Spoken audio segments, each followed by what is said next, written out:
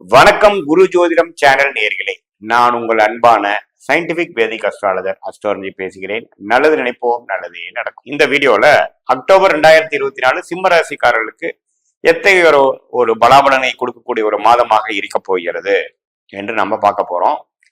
அதுக்கு முன்னாடி நம்மளுடைய சேனல் ஃபர்ஸ்ட் டைம் வரவங்க மறக்காம சப்ஸ்கிரைப் பண்ணுங்க. ஸோ தட் நம்மளோட வீடியோஸ் எல்லாம் உங்களை அடையும்.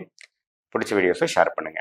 இப்ப பாத்தீங்கன்னா அக்டோபர் 2024 சிம்ம ராசிக்கு எப்படி இருக்குன்னு பார்க்கும் பொழுது, ஆண்டு கிரகத்துல எந்த வித பயிற்சியும் இல்லை, எந்த வித மாற்றம் இல்லை நம்ம தெரிந்து கொள்ள வேண்டும். 10ஆம் இடத்தில் குரு நீடித்திருக்கிறார். 7ஆம் இடத்தில் சனி இருந்து ராசியை பார்த்து கொண்டிருக்கிறார். 7ஆம் இடம் என்று சொல்லப்படுகிற மனைவி, நண்பர்கள், கொலீக்ஸ் எல்லாம் வாழ்க்கையில் அன்றாட நம்ம பார்க்கக்கூடியவர்கள் சனி 7ஆம் இடத்துல இருந்து ஒரு அலைச்சலும் மிக்சட் ரிட்டர்ன்ஸும் தொடர்ந்து கொடுக்கக்கூடிய அமைப்பு இருக்கு.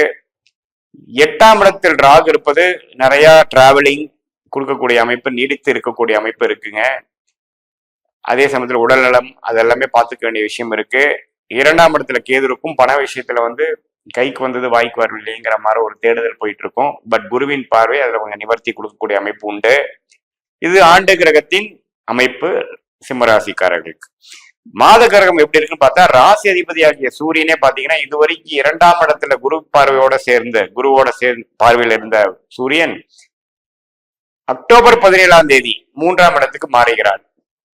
ஓகே, அது பாத்தீங்கன்னா கொஞ்சம் ஒரு மாதிரியான ஒரு பயிற்சி தான். ஏன்னா ராசி அதிபதி 2ஆம் வீட்டுல இருந்து குரு பார்வை பெற்றுட்டு இருந்தது. ஓரளவுக்கு சொகுசாவும் ஒரு பிரச்சனையை அவாய்ட் பண்ணக்கூடிய ஒரு அமைப்பு கொஞ்சம் இருந்தது. 3ஆம் இடத்துக்கு நீச்சமா போகும்பொழுது பாத்தீங்கன்னா மனக்கலக்கங்களும் கொஞ்சம் டிராவலிங்கும் சில விஷயங்கள் சமாளிக்க முடியாம போகக்கூடிய அமைப்புகள் கொடுக்க வாய்ப்பு உண்டு.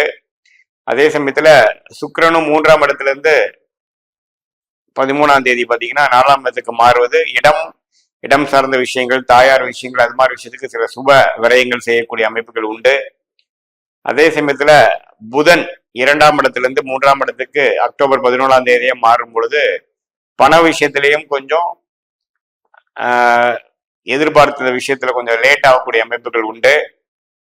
அதனால முதல் ஆஃப் காட்டிலும் செகண்ட் ஆஃப் கொஞ்சம் ஜாக்கிரதையாகவும் கவனமாகவும் கொஞ்சம் பிளான் பண்ணக்கூடிய அமைப்புகள் இருக்குதுன்னு நம்ம தெரிஞ்சுக்கணும்.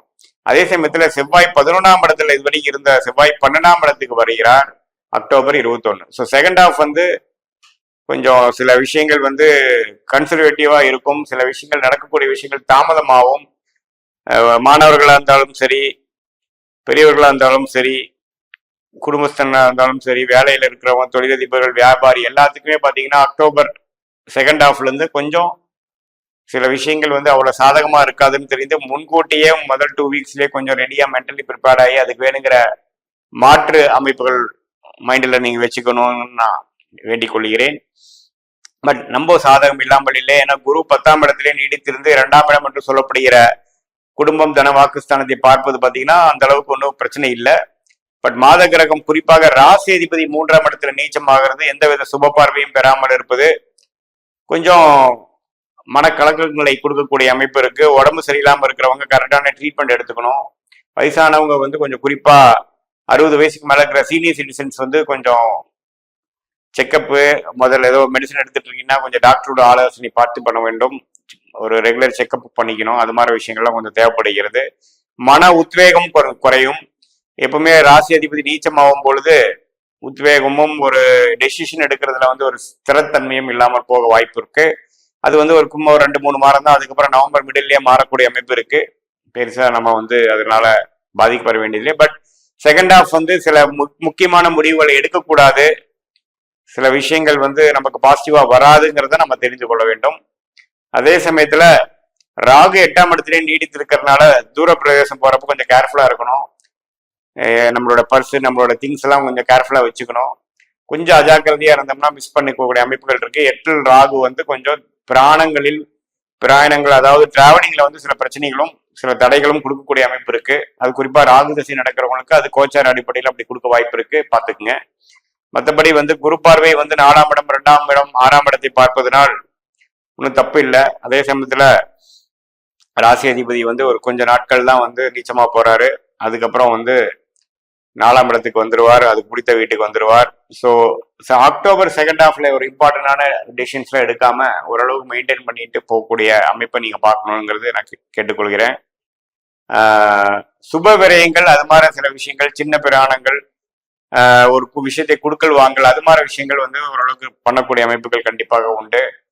இதை தாண்டி அக்டோபருக்கு அப்புறம் நவம்பர்ல தான் அந்த ப்ராப்பர்ட்டி விஷயத்துல எல்லாம் கைவிடக்கூடிய, ஏன்னா 4ஆம் இடத்துக்கே வந்து சூரியன் வருகிறார். 4ஆம் இடத்து அக்டோபர் 13க்கு அப்புறம் சுக்கிரன் 4ஆம் இடத்துக்கு போறது பாத்தீங்கன்னா ஓரளவுக்கு நல்ல அமைப்பு. தாயார் இடம் விஷயத்துல கொஞ்சம் சில அக்கறைகளும் சில ஃபோக்கஸும் நம்ம பண்ண வேண்டியது இருக்கும். அது வந்து நவம்பர் மாசத்துல ஓரளவுக்கு நல்ல பலன்களை பெறதுக்கு அது ஒரு ஃபவுண்டேஷனாக விஷயமா இருக்கும், நம்ம தெரிஞ்சு கொள்ள வேண்டும். இது வந்து பொதுவான பலன்களை தவிர உங்களுடைய ஜென்ம ஜாதகத்தில் என்ன தசாபுக்திகள் போயிட்டு இருக்கிறது, தசாபுக்திகள் சிறப்பா இருக்கும் பட்சத்தில் நான் சொன்ன சாதகமான பலன்கள் அதிகமாகவும், தசாபுக்திகள் சிறப்பில்லாமல் இருக்கும் பொழுது நான் சொன்ன சாதகமற்ற பலன்கள் அதிகமாகவும் நடக்கும் என்பதை தெரிந்து கொள்ள வேண்டும். மீண்டும் மற்றொரு காணொலியை சந்திப்போம். நன்றி, வணக்கம்.